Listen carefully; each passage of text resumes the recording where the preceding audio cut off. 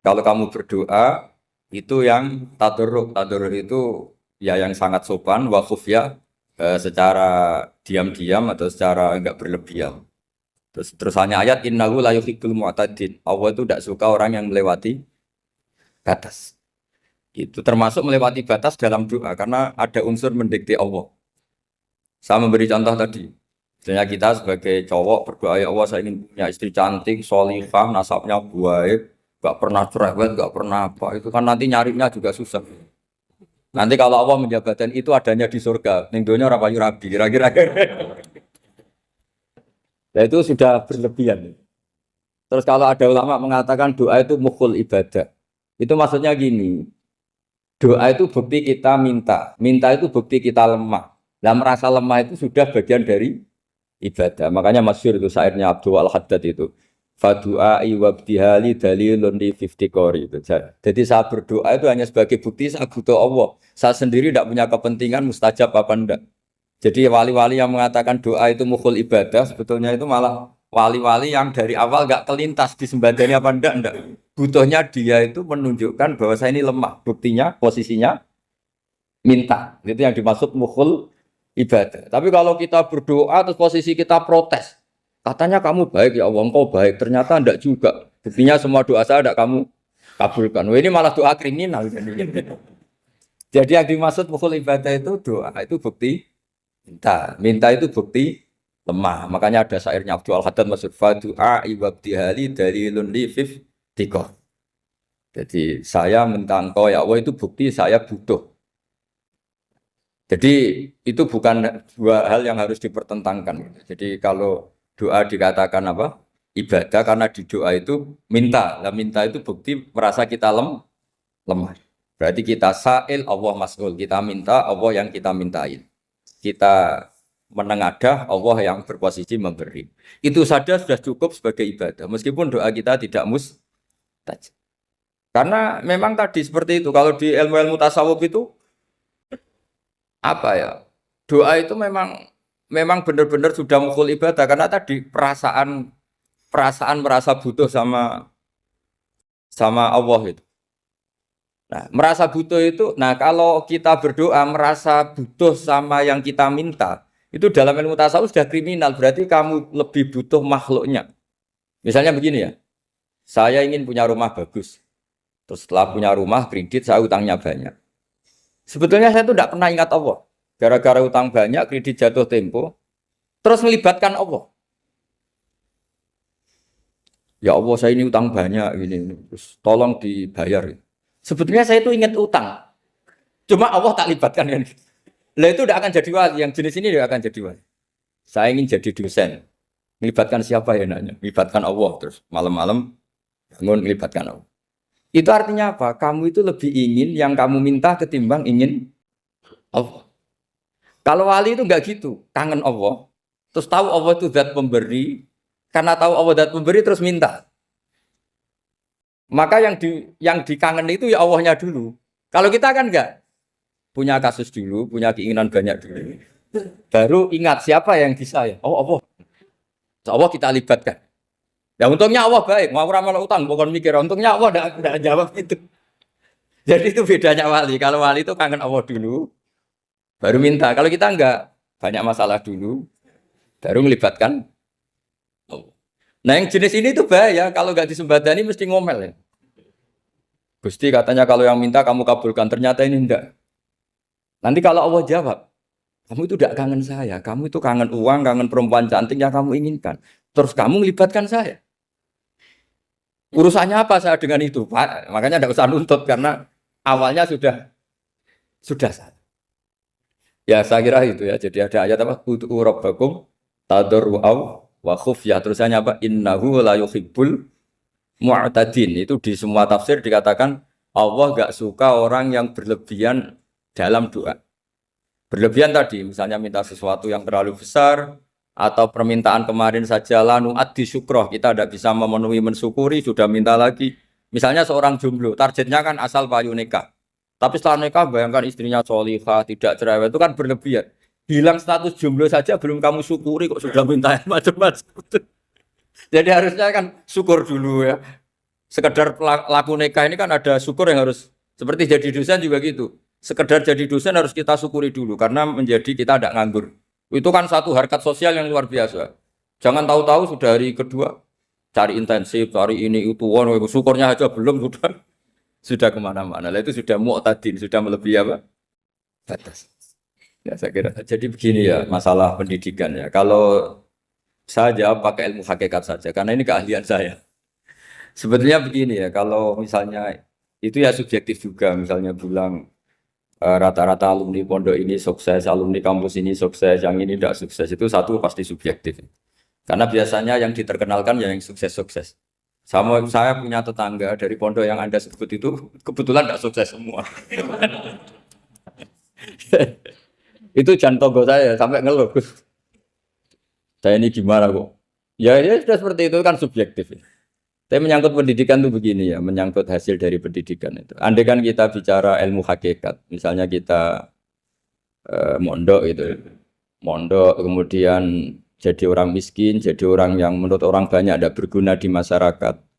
Ternyata kita ini orang yang kelihatan tidak punya karir, tapi kalau malam sujud sama Allah, punya anak niat memperbanyak orang sujud, terus punya ibu yang sakit-sakitan kita rawat, meskipun kita tidak jadi dosen, tidak jadi menteri. Tapi indah Allah itu luar biasa karena berstatus ngerawat ibu, ngerawat anak, ngerawat istri. Nah Islam itu datang dengan jargon-jargon seperti itu. Sehingga Nabi kalau muji itu ada Uwais Al-Qarni, ini orang yang luar biasa. Ternyata dia itu punya ibu lumpuh yang kalau kemana-mana harus digendong. Ketika tetangga-tetangganya berhasil sowan Rasulullah itu Uwais Al-Qarni tidak bisa. Karena setiap ibunya dipamitin mau sowan ke Rasulullah itu sama ibunya nggak boleh. Tapi apa yang terjadi? Justru dipuji-puji Nabi sebaik-baiknya kurun.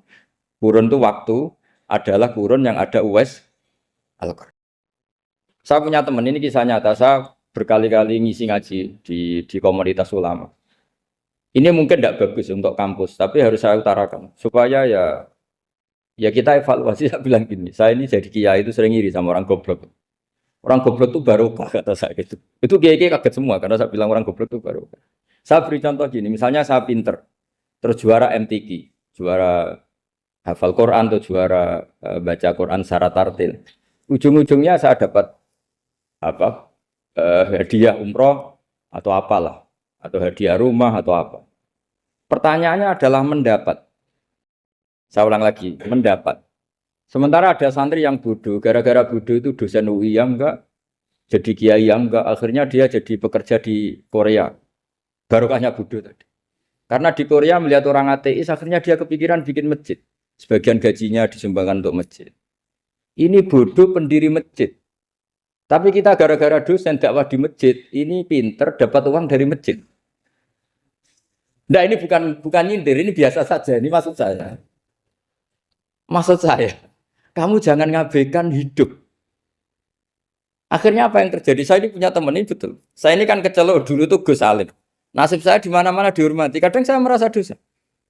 Kok dihormati? Saya punya teman, dulu gobloknya minta ampun sekolah, sekelas sama saya. Gobloknya, soalnya gobloknya harus disepakati. Sudah. Iya, goblok mujma'al ya kira-kira. Singkat cerita, dia itu hidup di pedalaman Kalimantan, sekitar tahun 92. Dulu kan biasalah di dalam hutan itu pasti ada penebangan hutan macam. Dia ada bosnya, yang jelas dia ada bosnya. Saya yakin juga agak kriminal. Karena dia tidak yang illegal logging. Pokoknya ditakdir dia hidup di tengah hutan. Ikut orang. Setelah itu dulu nggak ada HP, sering kirim surat ke saya, Gus, saya ini hidup di tengah hutan, tapi saya ini Muslim pernah mondok, kalau nggak bikin Jumat itu nggak enak, bikinlah dia Jumatan. Nah karena dia pernah ngaji fikih Syafi'i, kalau Jumatan nggak ada orang 40 itu harusnya zuhur tidak Jumatan. Tapi orang yang kerja di situ tidak mau. Wong dino Jumat kok zuhuran loh Pak. Kalau dino Jumat ya Jumatan ya. Tanya saya, Gus itu kalau ada kaulnya enggak supaya Jumatan ndak orang 40 sah. Singkat cerita dia lama-lama jadi pendiri masjid di situ. Dia punya sedikit gaji ya dipakai masjid, punya sedikit tanah diwakafkan untuk masjid. Artinya apa? Indah ini banyak orang bodoh, ternyata di komunitasnya dia muassis, pendiri, pemberi. Sementara kita yang kecelok pinter, dapat umroh, dapat bonus. Kira-kira nanti kita ketemu Allah. Kamu pernah nyumbang Islam apa? Yang bodoh jawab, oh nate Gusti bikin masjid di pedalaman. Kita yang pinter. Kayaknya kalau memberi enggak lah Gusti. Reputasinya mendapat. Ketika Nabi memenangkan perang Badar, itu ada Asra Badrin, tawanan-tawanan perang Badar. Nabi suka musyawarah, suka rembukan. Ya Abu Bakrin, menurut kamu tawanan ini diapakan? Kata Abu Bakar, hum asyiratuka. Mereka itu keluarga engkau, orang-orang Quraisy. Ya dibebaskan saja. Pakai tebusan. Nanti uang itu kita kelola supaya jadi penguat Islam. Dan orang-orang ini merasa utang jasa karena harusnya dibunuh, tapi kita bebaskan. Tanya, bagaimana kamu ya Umar menurut kamu? Kata Umar, ini kan orang-orang yang dulu ingin bunuh kamu. Yang ingin menghabisi jenengan, ingin dan sudah ngusir jenengan. Ya setelah ketangkap ya dibunuh, kok repot. Apa kata Rasulullah? Rasulullah spontan ngendikan, innama salah kayak Abu Bakrin kama sali Ibrahim. Kamu ibarat kayak Nabi Ibrahim. Izqala faman tabi'ani fa innahu minni wa man asani fa innakal ghafurur rahim. Jadi Nabi Ibrahim itu unik. Melihat umat itu sesyafakoh itu. Syafakoh itu banget sayangnya. Nabi Ibrahim cara berpikir, faman tabi'ani fa innahu minni, orang yang ikut saya ya Allah pasti golongan saya, tentu layak masuk surga. Waman asoni, orang yang mendurhakai saya, fa innaka ghafurur rahim, engkau Maha Pengampun. Bukan yang mendurhakai langsung masuk neraka, enggak, engkau Maha Pengampun. Wa masalu kaya Umar kama salin Nuh, isqala rabbi la tadzar ala ardi minal kafirina dajjara. Umar, kamu mirip Nabi Nuh, inginnya semua orang kafir dihabisin. Ya masyhur kan Nabi Nuh itu nggak ingin ada orang kafir sampai ada banjir tufan. Nah kalau sampean tanya bedanya apa dengan garis keras sekarang? Bedanya ya beda sekali. Kalau Nabi Nuh benci sama orang kafir itu diserahkan yang punya. Sehingga yang punya yaitu Allah yang menghukum dengan banjir bandang. Tapi kalau kita kan kadang kita bertindak sendiri. Jadi potensi disalahkan. Yang jelas dalam hadis-hadis sahih, Nabi Nuh itu tidak bisa mensyafaati karena itu. Ketika diminta ini hadis sahih bukan ada di Bukhari, ada di Muslim. Karena biasanya kalau di kota itu ditanya ini sahih enggak? Untungnya yang tanya kadang enggak paham, ini alhamdulillahnya jadi wah repot. Nabi Nuh itu diantara sebabnya enggak bisa mensyafaati adalah pernah corong Jawa maksudno kaume. Kalau dalam bahasa Arab itu da'a li Zaidin berarti mendoakan positif, kalau da'a la Zaidin mendoakan negatif. Kalau orang Jawa itu ada doa, ada pasot. Nabi Nuh adalah orang yang pernah maksudkan kaumnya. Nah, saya cerita sedikit tentang Nabi Nuh dan Nabi Ibrahim. Nabi Ibrahim dianggap tadi cerminannya Abu Bakar, dianggap niru Ibrahim, cerminannya Umar, dianggap niru Nabi siapa? Nabi Nuh. Lalu kalau sampean tanya, bedanya gimana? Begini logikanya. Kita mengkaji secara akademik begini. Ada ulama besar, namanya Abdul Hasan Asyadzili, itu masyhur di Indonesia menjadi Thariqah Asyadziliyah. Terus ada seorang muridnya minta gini, ya Abdul Hasan Asyadzili, tolong saya dikasih ijazah supaya saya tidak pernah maksiat di bumi ini. Karena saya takut sama Allah, kalau saya maksiat itu merasa tidak nyaman dengan Allah. Abdul Hasan Asyadzili ini malah marah besar. Atuhibbu alla tadhharu maghfiratu. Kalau kamu tidak pernah maksiat, berarti kamu suka maghfirahnya Allah Ta'ala itu tidak kelihatan. Karena tidak ada yang maksiat. Tapi bukan dukung kamu yang tidak ada. Ini cerita ilmiah. Tapi kalau Said Abdul Al-Haddad, itu kebalikannya. Ada orang fasik gitu, hidup berkeliaran, mengganggu masyarakat, ganggu ketertiban agama. Ada kiai atau siapa gitu mendoakan supaya tobat atau dikasih panjang umur supaya nanti bisa tobat. Itu beliau, Said Abdul Al-Haddad marah besar. Man da'a li fasikin bil baqa faqad ahabba ayu sawahu fi ardi. Orang yang mendoakan orang fasik hidup berarti dia suka Allah dimaksiati di buminya. Jadi akhirnya jadi kutub besar, yang satu Sadziliyah, yang satu Haddadi. Kenapa ya? Karena tadi yang satu cerminan Nabi Isa, yang satu cerminan Nabi Yahya. Sebagaimana sabda Rasulullah tadi, ulama ummati ka anbiya'i bani Israil. Juga masyhur dalam aplikasi pengajaran juga gitu. Masyhur sekali dalam kitab-kitab diceritakan. Kalau Said Abdul Haddad, kalau ada orang sowan itu, kamu ngaji sama siapa? Sama si A. Gitu. Pernah nangis gak pas ngajar? Gak pernah. Udah enggak terus, enggak usah diterusin ngaji orang seperti itu. Hatinya atas ya. Wong ora iso nangis ya. Tapi kalau Abu Hasan Asadili kebalikan. Kamu ngaji sama siapa? Sama si A. Pernah tertawa enggak kalau ngaji? Enggak pernah. Udah enggak usah ngaji sama orang itu. Orang enggak bisa syukur. Jadi jadi itu manhaj besar. Nah akhirnya orang-orang kayak kita ini enggak jelas semua. Nangis ya bisa, syukur guyu ya bisa. Cuma celakanya kalau kita nangis karena tidak punya uang, kalau guyu karena punya uang, itu masalahnya. Tapi kalau wali-wali dulu enggak, kalau senyum ya karena saking yakin rahmatnya Allah itu wasiat rahmatu. Kalau nangis ya karena takut azabnya Allah. Kalau kita kan enggak, sangat-sangat materialistik. Ini yang membedakan kita. Sebenarnya nangis dan senyum itu satu keharusan karena Allah punya madharul jalal. Ketika Allah dengan sifat keagungannya, maka kita ini cara Jawa serako bersenyum. Tapi Allah itu kadang sebagai madharul jamal. Adanya satu keasikan. Sehingga yang merengut itu yang salah. Makanya dalam ilmu tasawuf, kutub wali itu hanya dua. Allah dengan madharul jalal, dengan Allah yang madharul jamal. Contoh madharul jalal misalnya gini. Ketika Nabi Musa ingin melihat Allah, saking kangennya ingin melihat Allah, Rabbi arini anzur ilaik. Ya Allah, saya beri hak untuk melihat engkau. Allah dengan jalalnya gini, Allah itu qadim, superior. Tentu gak layak tersentuh barang hadis. Barang hadis itu makhluk. Sehingga ketika falam mata jalla rabbuhu lil jabali ja'alahu dakka wa kharra Musa sa'iqa. Sehingga gak levelnya, apapun hebatnya Nabi ini tetap makhluk. Sementara Allah itu qadim. Gak kuat. Makhluk yang fana ini, yang profan ini gak kuat. Gak kuat menampung zat yang qadim, yang superior. Sehingga gunung pun hancur. Nabi Musa pingsan. Tapi ketika Allah dengan madharul jamal itu Allah dengan keindahannya, dengan kasih sayangnya, memberi hak makhluknya untuk melihat. Nah, di sini ini Allah sering ngendikan wujuhu yauma idzin nadhirah ila rabbiha nadhirah. Nanti ada wajah-wajah yang di surga itu melihat saya kata. Tapi apakah betul melihat kayak saya melihat dosen, melihat Pak Rektor, melihat teman-teman itu tidak bisa.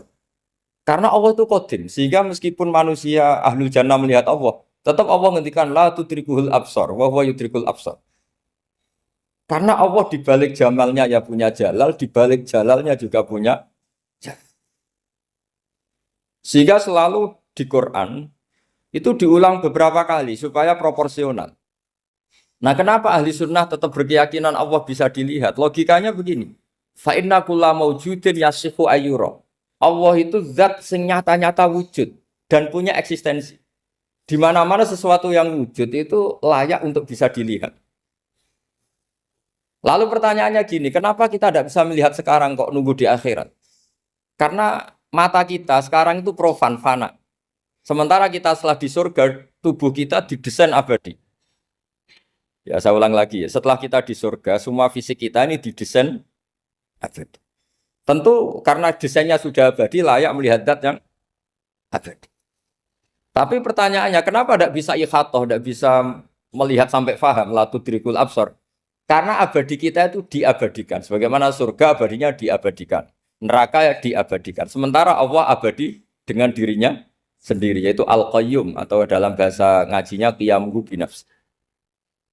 Nah lalu pertanyaan, makanya Mu'tazilah itu menentang betul kalau orang di surga bisa melihat Allah. Cara berpikir Mu'tazilah, melihat itu artinya yang dilihat ada arahnya, sementara Allah terbebas dari arah. Tapi kata ahli sunnah cara berpikir tidak seperti itu. Melihat itu pokoknya tahu. Nah, tahu karena mata itu karena kita ditakdir tahu itu karena mata. Sebetulnya yang menjadikan tahu itu tidak mata. Ya kalau tahu ya tahu saja, bukan harus pakai mata. Itu cara berpikir ahli sunnah wal jamaah. Jadi saya beri ya bocoran. Kenapa mazhab ahli sunnah itu yang dipilih oleh banyak mayoritas di dunia, jumhur itu.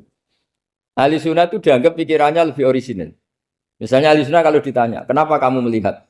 Ya melihat saja. Kenapa kamu mendengar? Ya mendengar saja. Kesannya itu tidak rasional, kayak orang yang nggak pinter itu. Tapi sebetulnya itu yang benar. Jadi cara berpikir ahli sunnah itu melihat itu menjadi tahu. Menjadi tahu itu bisa karena mendengar, bisa karena melihat, bisa karena dikasih tahu, bisa karena bersentuhan. Sebab itu di Quran itu ada ayat ala ya'lamu man khalaqa, bukankah zat yang menciptakan itu menjadi tahu. Sehingga kenapa Allah itu selalu tahu? Karena Allah yang menciptakan.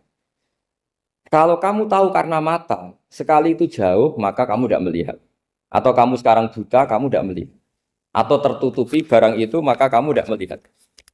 Tapi kalau kamu tahu karena kamu menciptakan, maka akan melihat terus. Misalnya saya ini tukang batu. Saya ingat betul ketika saya bangun Monas, itu pulpen saya tak tanam di dalam Monas. Saya ingat betul kalau pulpen saya warnanya putih, tak tanam di Monas 2 meter dari pondasi. Setelah saya pulang ke Jogja ditanya, di dalam Monas ada apa? Ada pulpen. Posisinya 2 meter dari pondasi. Kenapa saya tahu? Karena saya yang menciptakan. Nah, karena menciptakan ini sehingga tahu saya akan terus-menerus. Tapi kalau tahu karena mata sekali barang itu tertutupi, nggak tahu. Misalnya saya tahu jenengan karena dekat sekali jenengan kemana-mana saya sudah tidak tahu. Tapi kalau saya menaruh sesuatu di tubuh Anda, sehingga kamu kemana-mana tetap tahu bahwa barang itu ada di tubuh. Nanti kalau ada yang protes, tapi bisa saja Gus barang itu dicuri orang kemudian Anda tidak tahu. Yang menjadi tidak tahu karena saya sudah tidak menciptakan suasana itu. Selagi saya yang menciptakan, maka akan tahu. Nah, tapi karena Allah ini menciptakan semua yang ada di bumi, maka Allah tahu terus. Jika Allah tahu cara bikin kuman, terus tahu bahwa manusia itu punya kuman, kumannya punya organ, organnya juga punya kuman. Mesti gak kebayang. Kamu bayangkan kayak makanya Allah itu kalau cerita sederhana, innallaha la yastahi ayyadriba mathalam ma ba'udatan fama fawqaha. Allah itu tidak malu bikin perumpamaan nyamuk, karena nyamuk itu lebih dahsyat timbang gajah. Para pematung itu disuruh bikin gajah masih mampu. Bikinkan patung gajah, mungkin masih sanggup. Tapi kalau tak suruh bikin patung nyamuk, nggak usah bikin hidup, patungnya saja sekecil itu. Padahal nyamuk kecil itu punya organ tubuh. Lalu bikinnya organ tubuh nyamuk itu kayak apa? Organnya punya kuman, kumannya punya organ, organnya juga punya kuman. Sehingga orang-orang alim itu baca nyamuk itu lebih jadi ayat Allah ketimbang melihat dinosaurus. Tapi sekarang orang itu nggak tertarik ceritanya. Jadi beda perasaannya orang alim sama orang awam. Kalau orang awam tuh melihat mukjizat kan yang dasar-dasar kayak dinosaurus, gajah, wow gitu. Kalau orang alim nggak, malah melihat nyamuk. Kealiman seperti itu terjaga di umatnya Muhammad, di umatnya Rasulullah Muhammad SAW. Karena ketika umat ini nggak ditumbuhi para nabi, itu Allah menjamin Muhammad, ulama umatmu nanti punya kemampuan seperti nabi. Tentu tidak dalam keutamaan ya, keutamaan tentu nggak sekelas sama Nabi. Kenapa itu terjadi? Karena tadi para Nabi ini mewakili sekian. Kalau kita sangat mencintai Indonesia, maka kita akan tegas siapapun yang ingin menghancurkan Indonesia. Itu kira-kira cerminan Nabi Nuh. Kalau kita sangat mencintai Allah, maka kita akan benci sebenci-bencinya sama orang yang mendurhakai Allah. Tapi masalahnya, Allah yang kita cintai itu memaklumatkan diri kalau bersifat ghafur, pengampun. Sehingga kalau kita terlalu kasar, ini kan yang kita cintai bersifat ghafur kok kita kasar. Di sini Nabi Ibrahim. Beliau sangat mangkel sekali sama yang durhaka sama Allah. Tapi mau mangkel gimana? Zat yang mengajarkan itu bersifat ghafur. Maka kita mau tidak mau. Makanya ada riwayat mengatakan takhallaku bi akhlaqillah, kamu bertata krama kayak akhlaknya Allah. Akhirnya ya sudah, kita mau apa coba? Kira-kira kalau kamu mencintai seseorang, itu potensinya akan dua, protektif. Ada telepon, itu dari siapa? Cewek atau cowok? Protektif. Itu bukti cinta atau bukti suudon? Kan tidak tahu. Tapi misalnya kamu cinta perempuan terus, WA-an sama lelaki nggak apa-apa, jalan sama lelaki nggak apa-apa, sama masa lalunya pacarnya juga nggak apa-apa. Itu cinta apa pembiaran? Kan sama-sama nggak jelas. Nah kira-kira mencintai Allah itu kira-kira analoginya seperti itu. Kalau yang satu protektif, Allah harus zat satu-satunya yang disembah. Nggak boleh didurhakai, nggak boleh dikhianati. Sehingga ini sangat keras sekali. Nah, ini Nabi Nuh. Di sini ada Nabi Ibrahim. Karena orang yang zat yang kita cintai bersifat ghafur. Jika kalau kita terlalu tegas beda dengan sifatnya Allah yang bersifat ghafur. Nah umatnya Nabi seperti itu mulai dulu. Ada yang moderat, ada yang keras, ada yang setengah keras, setengah moderat. Ada yang ngambil sikap, oh udah mangan turu, ngenteni mati. Itu lebih baik itu timbang punya istihad tapi gak jelas, mendingan Itu ada riwayatnya, suatu saat ibadah akhir umatku terbaik adalah tidur. Maksudnya tidur itu gak ngambil sikap, masyhur itu. Saya beri riwayat yang ada di Bukhari Muslim. Satakunu fitanun. Al-qa'id fiha khairun minal qa'im wal qa'im fiha khairun minal masyi wal masyi fiha khairun nasai. Nanti di akhir zaman itu banyak fitnah. Kata Rasulullah, yang duduk lebih baik ketimbang yang berdiri. Yang berdiri lebih baik ketimbang yang jalan. Yang jalan biasa lebih baik ketimbang yang jalan bergegas. Man tasyarrafa laha tastasrifu. Fitnah itu adalah siapa yang terlibat maka akan semakin parah. Sehingga semenjak itu ulama berpikir nanti di akhir zaman kalau ada fitnah, itu sebaiknya orang ngambil sikap sepasif-pasifnya, secuek-cueknya. Jadi semua syurahul hadis sepakat makna hadis ini apa? Orang disuruh sikap secuek-cuek. Misalnya pilihan presiden, contoh kecil pilihan presiden. Mungkin para intelektual nggak merasa, tapi kalau ulama itu cara berpikir beda. Pilihan presiden, kamu fanatik milih A, yang satu fanatik milih B. Ya presiden atau bupati atau gubernur. Terus yang satu bilang gini, wah kalau nggak di presideni A, nggak di bupati A, nggak di gubernur A, negara ini rusak. Mungkin betul dari segi apa jejak rekamnya A ini bagus. Tapi pertanyaannya secara tauhid, bagaimana Anda menggantungkan kesejahteraan sama makhluk? Kamu nggak pernah terusik begitu kan para intelektual? Itu kan melukai. Bagaimana mungkin Anda menggantungkan kesejahteraan dengan seorang makhluk? Wah kalau di presiden A pasti Indonesia makmur, kalau bupati A pasti Sleman makmur, pasti Bantul makmur. Nah, bagaimana mungkin makhluk yang sedang soleh kamu pastikan selalu soleh? Wong dia makhluk bisa berubah. Sementara yang B misalnya fasik, wah kalau dipimpin B pasti rusak negara. Bagaimana kamu pastikan B yang fasik selalu fasik? Dia saja dia husnul Fatimah, yang fasik pas mimpin jadi soleh, yang soleh pas mimpin jadi fasik. Akhirnya ulama karena tahu sifat manusia itu baru badan kendali di tangan Allah. Sikapnya nggak jelas. Saya ini termasuk orang yang terkenal nggak jelas. Karena kalau ditanya, Gus sampean milih presiden mana, bakti mana? Sanut pangeran sing dadi aku loyal. Wah, anut pangeran yo kacau. Wah, luwih kacau menan anut pangeran kan. Ini kan sudah tidak sambung karena pikirannya ulama.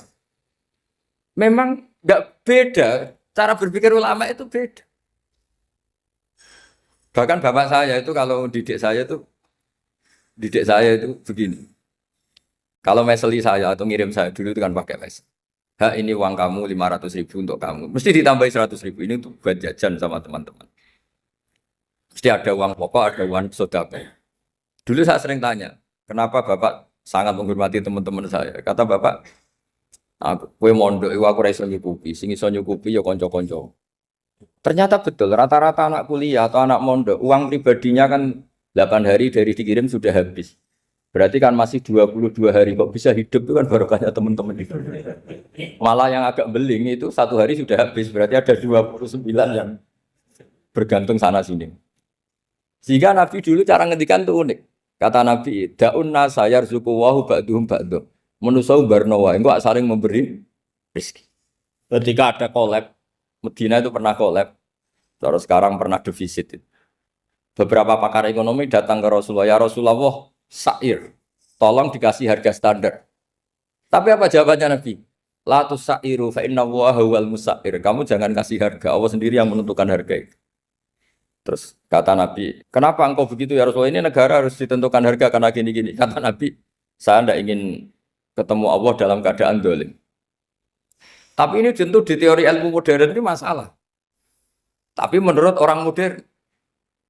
Tapi kalau menurut ilmu hakikat itu nggak akan masalah. Misalnya, kenapa Nabi tidak menentukan harga dalam keadaan negara seperti itu? Jawabannya pakar-pakar hakikat. Ya saya ulang lagi pakar-pakar hakikat. Begini, misalnya ada orang menimbun supaya nanti harganya mahal. Terus ditimbun terus sampai nunggu harganya mahal. Lama-lama dia sadar kalau timbunannya nggak ada gunanya karena ternyata orang nggak beli. Nah, ketika orang nggak punya kemampuan beli, yang menimbun juga nggak punya uang. Nah, tapi kalau sampean tanya, tapi Gus nak tuku barang pokok kan kita mati karena kehabisan stok. Itu masalah tauhid Anda. Bagaimana mungkin kamu bayangkan seorang makhluk tidak bisa hidup atau nggak dapat rezeki? Nabi itu orang yang sampai ke derajat hakikat dari tidak pernah bayangkan gitu. Salah sampean jadi orang yang tauhidnya masalah. Sehingga terus bayangkan, wah kalau negara ini kayak, wah kita makan apa? Kalau negara nggak stabil, wah kita gimana? Itu tidak bisa seperti itu. Dulu ketika kita dijajah Belanda, itu kiai-kiai kita, Mbah Hasyim Asy'ari, Mbah Ahmad Dahlan, mondoknya di Mekah. Sampai alim alama, dua beliau, Mbah Hasyim sama Mbah Ahmad Dahlan itu ngajinya sama-sama Syekh Khotib Minangkabau. Cuma Mbah Hasyim lebih menekuni ke Syekh Mahfud Termas, yang satu menekuni Syekh Khotib Minangkabau. Jadi dua beliau itu ngaji di guru yang sama. Mbah saya, buyut saya itu ya sudah mondok Mekah. Zaman dijajah Belanda. Sekarang kita agak dijajah, agak mondok di sana. Buyut saya itu zaman itu sudah haji. Buyut kelima saya. Itu dulu kalau ingin cari tempat yang teduh, itu masuk ke gua. Itu masuk gua itu hanya kepalanya saja. Kakinya masih di luar. Karena gua di Arab tidak seperti gua di sini. Kalau gua di sini kan orang bisa masuk semua. Kalau gua Arab kan hanya apa celah-celah batu-batu besar. Sehingga ketika Rasulullah hijrah ke Madinah, singgah di gua Sur, kata Abu Bakar gimana? Andai kan ya, ada orang kafir di depan gua. Kata Abu Bakar gimana? Andai kan mereka melihat kakinya, pasti melihat kita. Karena gua di sana itu satu tubuh tidak bisa masuk penuh. Kalau gua di sini kan ada yang mobil saja bisa masuk. Nah itu bahasa saya kalau mau istirahat itu masuk gua, separuh badan di dalam gua, separuhnya masih di. Nah sekarang terus kita bilang, wah kalau kita negara tidak stabil, kita haji kemana dulu zaman dijajah Belanda kita. Jadi yang berusaha terangkan di antara sifat dasar orang-orang baik adalah di mana saja, kapan saja itu memberi manfaat. Termasuk tentu saat paling sulit. Jadi Nabi Isa menceritakan dirinya itu wa ja'alani mubarakan nama kuntu, saya ditakdir Allah berada di mana saja memberi berkah, memberi kemanfaatan bagi orang lain. Ada beberapa cerita tentang Nabi Isa. Jadi perlu diketahui ada tiga nabi yang seperiode. Satu Ibrahim dan Nabi Lut. Ibrahim itu sama Nabi Lut itu pernah paman. Kedua Nabi Musa dan Harun. Sebetulnya yang jadi nabi itu Nabi Musa, tapi Nabi Musa karena alsak, lisannya Anda jelas, minta Nabi Harun, ya tentu minta kepada Allah supaya Nabi Harun jadikan nabi. Terus ketiga, Nabi Isa dan Yahya. Yahya bin Zakaria, terus Isa ini pernah keponakan Zakaria. Kira-kira kalau di Jawa ya misanan antara Yahya dan Jawa Isa. Jadi ada tiga nabi yang seperiode. Tapi yang paling berkompeten, yang sederajat kira-kira seperti itu hanya Isa dan Yahya. Karena Nabi Lut dan Nabi Ibrahim itu beda level. Karena Lut ini pernah keponakan, jadi hubungannya kira-kira yang murid dan guru. Terus Musa dan Harun itu juga nggak level, karena Nabi Harun ini jadinya Nabi itu atas permohonan Nabi Musa. Sehingga meskipun Harun itu kakaknya, tapi nggak berani bantah. Jadi Nabi Musa itu dalam cerita, beliau itu alsak. Alsak itu lesannya agak kedal. Tapi ini alsak yang barokah. Jadi dulu ceritanya Musa kecil karena dia seorang Nabi, beliau seorang Nabi. Itu kalau melihat Fir'aun itu mangkelnya bukan main. Padahal kecilnya dirawat Fir'aun. Singkat cerita mulai kecil sudah usil. Kalau melihat Fir'aun itu ya jenggotnya dipakai mainan.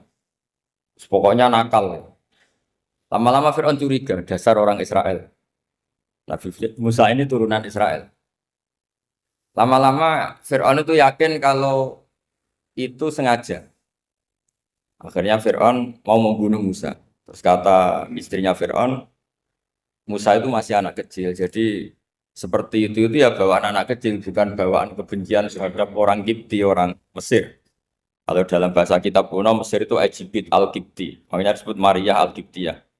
Kalau orang sekarang bilang Egypt itu bahasa kunonya Mesir itu Al-Kiptiyah. Nah, memang secara bahasa Arab Mesir itu nggak mungkin, bahasa Arabnya Mesir itu nggak mungkin karena Misro itu maknanya kota. Jadi kalau kamu bilang kamu kemana ke Misro, ke kota, lah ya kota mana? Ya kota Mesir itu bisa debat kusir. Jadi ya kayak kita lah, kita sekolah di mana? Di madrasah. Madrasah terjemahnya apa? Sekolah. Nah, kemudian oleh istrinya Fir'aun ya gini saja, buktikan kalau Musa itu masih anak kecil. Masyhur itu dalam cerita dikasih bara api sama apel. Sebenarnya Musa kecil ini sudah pinter mau milih apel. Sama malaikat Jibril diarahkan tangannya itu ngambil apa? Bara api terus dikunyah. Itu yang menyebabkan lisannya Musa itu alsak, agak pelat. Nah, ketika jadi rasul itu akan repot karena nanti harus pakai penerjemah. Jadi seorang rasul tapi lisannya tidak apa? Cakap. Akhirnya Nabi Musa realistis ngendikan ketika diutus wa akhi Harun wa afsahu minni lisanan fa arsilhu ma yarid ay yusaddiquni inni akhafu ay yukadzibun. Ya Allah, saudara saya Harun itu lisannya lebih fasih. Tolong jadikan dia rasul sebagai penguat saya. Akhirnya Allah mengabulkan doanya Nabi Musa, kemudian Harun dijadikan sebagai apa? Rasul. Sehingga meskipun satu angkatan, Harun dan Musa ini enggak level. Artinya enggak level itu ya Harun yang takut Musa. Terus ketiga ini Nabi Yahya dan Nabi Isa. Ini umurnya ya seangkatan, kecerdasannya, jadi nabinya sama-sama mulai kecil. Kita tahu Nabi Yahya termasuk yang diberi khitab Allah, ya Yahya khudil kitab bi quwwah wa atainahu hukma sobiyya. Yahya berpeganglah kitab secara kuat dan dia saya kasih kenabian ketika kecil. Sama dengan Nabi Isa yang disebut wa yukallimun nasa fil mahdi wa kahla. Sehingga karena selevel dua nabi ini menjadi figur besar dalam manhaj, dalam metode dakwah. Dua karena masih misanan tadi, kalau Jawa kira-kira mirip misanan. Dua nabi ini kalau memilih satu kampung, itu kalau Nabi Yahya itu milih kalau singgah di satu kampung, Nabi Yahya mesti tanya, orang sini yang paling soleh siapa, yang paling baik siapa. Ya terus singgah atau nginap di rumahnya orang baik tadi. Tapi kalau Nabi Isa enggak, orang sini yang nakal siapa, yang paling beling siapa. Terus Nabi Isa singgah di situ.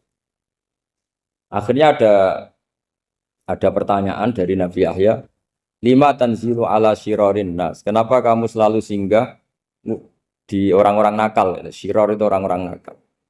Masyhur itu Nabi Isa menjawab, ana tabibun udawil mardo. Di mana-mana Nabi itu ibarat seorang dokter, kerjaannya tentu menyembuhkan orang-orang yang apa? Sakit. Jadi dua nabi ini sering berdebat, tentu debat yang baik, dan itu menjadi cara Jawa itu punjeri ilmu. Jadi manhaj ilmu besar antara Yahya dan Isa. Begitu juga Nabi Yahya itu kelihatan agak rileks, panik, saking takutnya sama Allah. Kalau Nabi Isa itu rileks, pokoknya kumpul orang-orang nakal itu ya rileks. Akhirnya ada dua pertanyaan sekaligus nanti jadi dua manhaj. Kenapa kamu sering sering kalau bahasa Arab itu abasa ya. Terus yang Nabi Yahya balik bertanya, kenapa kamu sering senyum, sering tertawa? Kenapa memangnya terus? Ka'annaka ta'manu min makrillah. Kamu sering senyum kayak kami sudah terbebas dari azab Allah, dari ditegur Allah, seakan-akan kamu orang paling benar yang enggak akan salah. Nabi Isa balik tanya, sama kamu sering masam, sering meru, ka'annaka taqnatu min rahmatillah, seakan-akan kamu putus asa dari rahmatnya Allah. Sehingga kemudian itu jadi manhaj besar. Kalau terlalu senyum, ya dianggap orang yang kayak nggak punya perasaan dosa. Tapi kalau terlalu masam, terlalu merenggut, seakan-akan rahmat Allah itu terbatas. Sehingga seakan-akan Allah itu rahmatnya nggak cukup lah untuk mengelola manusia ini. Sehingga itu jadi metode besar yang masyhur itu dalam sebuah hadis Nabi ngendikan, ulama ummati ka anbiya Bani Israil. Ulama umatku itu kapasitasnya atau fungsinya atau manfaatnya setingkat nabi-nabi Bani Israil. Karena ketika umat ini enggak ditunggui para nabi setelah Rasulullah SAW, itu yang nunggui hanya ulama.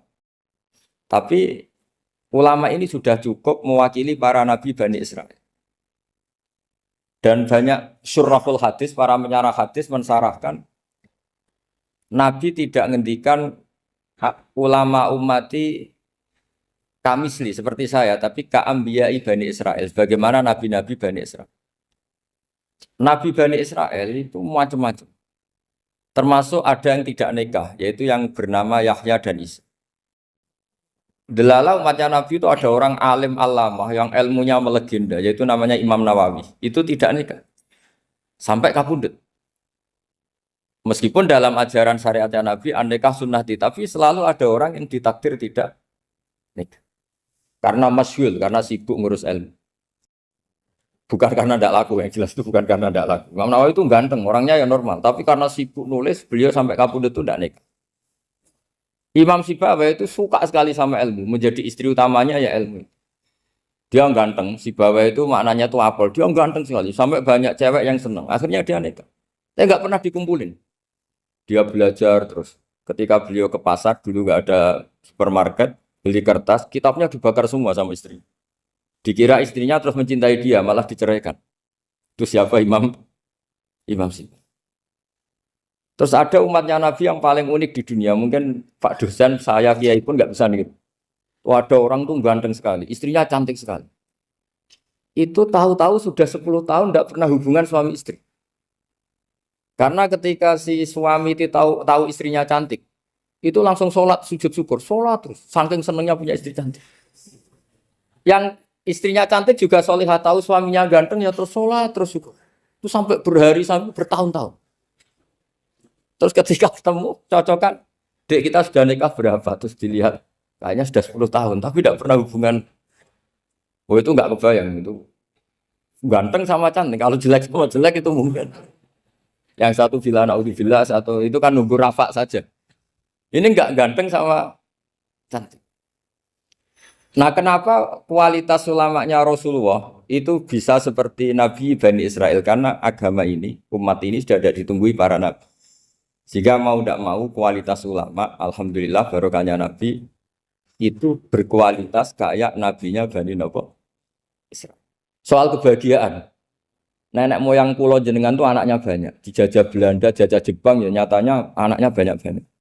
Itu kira-kira bahagia apa enggak? Nah, artinya gini ya tentu kita tidak ingin dijajah itu tentu ya, tapi kita ini selalu latah.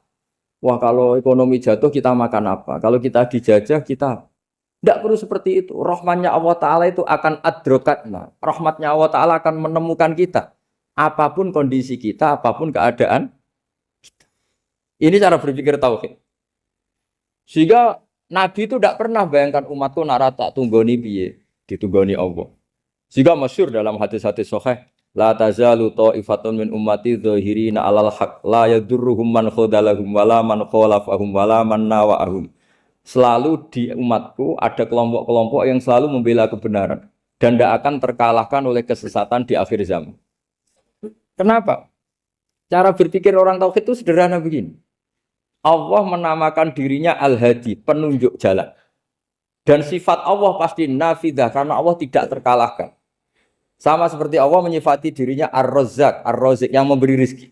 Maka orang segoblok apapun, selumpuh apapun, selemah apapun tetap dapat rizki. Sama, Allah mensifati dirinya Al-Hadi, memberi petunjuk. Maka zaman serusak apapun orang tetap dapat petunjuk. Sehingga kita tidak perlu khawatir, wah nanti zaman kalau sudah rusak nasib Islam gimana? Ya coba sekarang, nasib Islam gimana? Ya baik-baik saja.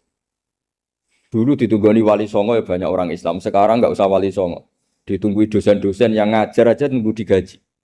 Kiai pidato ya ada yang beri salam template. Itu kalau nuruti definisi ikhlas itu tidak ada yang masuk. Tapi meskipun demikian agama juga ada jalan. Kenapa agama ini jalan? Karena Allah Al-Hadi, penunjuk jalan. Ketika Allah mensifati dirinya penunjuk jalan dan sifatnya Allah pasti nafidah, pasti terjadi. Karena Allah tidak pernah gagal. Sehingga agama ini akan ada terus sampai akhir zaman. Coba Amerika kayak apa, Islamofobia. Di Amerika tambah lama tambah banyak Islam, Eropa juga gitu, Australia juga gitu. Andai kan nuruti teori sosial, sudah dunia sudah materialistik kayak gini, orang dohirnya itu akan meninggalkan agama. Nyatanya tidak juga. Saya pernah di Korea seminggu, itu di negara ateis. Itu TKI ke sana tuh nyari uang. Ternyata ya kepikiran bikin masjid, bikin komunitas Islam. Coba siapa yang menggerakkan hati itu? Hanya Allah Subhanahu wa Ta'ala. Ya, jadi cara berpikir tauhid saya ulang lagi, saya mohon sekali di pengajian ini saya cerita wajah alani mubarakan enama kuntu. Jadi cara berpikir sekian nabi, terus kita punya karakter tertentu, kita milih nabi ini itu sah. Karena ulama ummati ka ambiyai bani Israel. Ulama umatku itu ibarat kayak nabi bani Israel. Jadi ada yang milih tadi. Seperti Nabi Isa fokusnya ngurusi orang-orang nakal. Itu juga bagus karena di mana-mana nabi itu seperti dokter. Tapi Nabi Yahya hanya berkawan sama orang-orang soleh. Kita tahu berkawan orang fasik itu resiko ketularan. Iman pas-pasan wae kancana nang fasik kan taqabbalallahu minna minkum gitu. Wong kamu sendiri tidak sehat-sehat amat berteman orang penyakitan kan bahaya. Tapi kalau kamu sebagai dokter kok hanya berteman orang sehat, lalu kamu apa? Penelitiannya gimana? Masa saya dokter spesialis pernah penelitian, semua orang sehat saya pernah saya teliti. Itu dokter aneh apa enggak? Saya dokter spesialis TBC, spesialis paru-paru. Yang kamu teliti siapa? Semua orang sehat. Pernah meneliti yang sakit? Tidak pernah. Kan ya jadi dokter aneh. Tapi misalnya terus kamu sendiri terus berteman orang penyakitan terus kan ya rawan tertular. Nah, ini ada dua figur yaitu Nabi Yahya dan Nabi siapa? Ya saya kira demikian.